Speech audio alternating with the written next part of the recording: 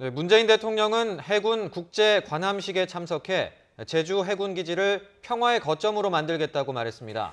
문 대통령은 강정마을 주민들도 별도로 만나는데 주민들의 고통을 치유하는 데 정부가 앞장서겠다고 밝힐 예정입니다. 네, 취재 기자 연결합니다. 김도원 기자. 네, 청와대입니다. 네, 12개 나라 함정이 집결한 이번 관함식에서 문 대통령이 한반도 평화를 위한 의지를 거듭 밝혔죠. 그렇습니다. 문재인 대통령은 오늘 관함식이 한반도 평화를 알리는 백고동이 될 것이라고 말했습니다. 평화로 가는 길은 결코 순탄하지 않겠지만 끝끝내 그 길을 가겠다고 강조했는데요. 관함식에 참석한 46개국 대표단 앞에서 현재 진행되고 있는 남북 화해와 한반도 평화를 위한 움직임을 거듭 소개했습니다. 들어보시죠.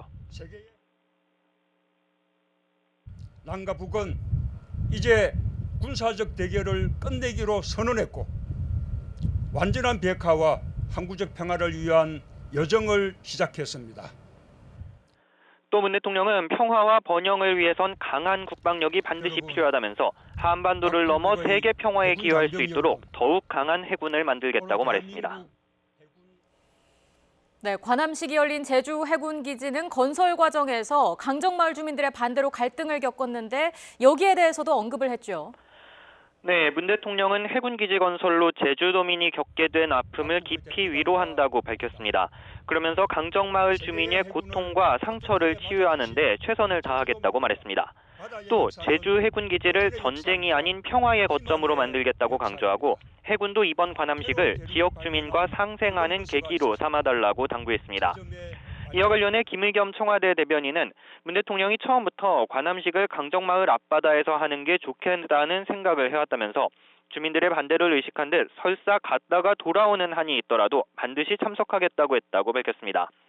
제주 해군기지 건설이 2007년 참여정부 때 처음 결정됐고 그 뒤 11년 동안 있었던 많은 상처를 치유하겠다는 생각을 문 대통령이 갖고 있다는 겁니다. 다만 참여정부가 처음 생각했던 기지의 성격과 역할은 이후 추진 과정에서 군용 중심으로 바뀌었다고 덧붙였습니다.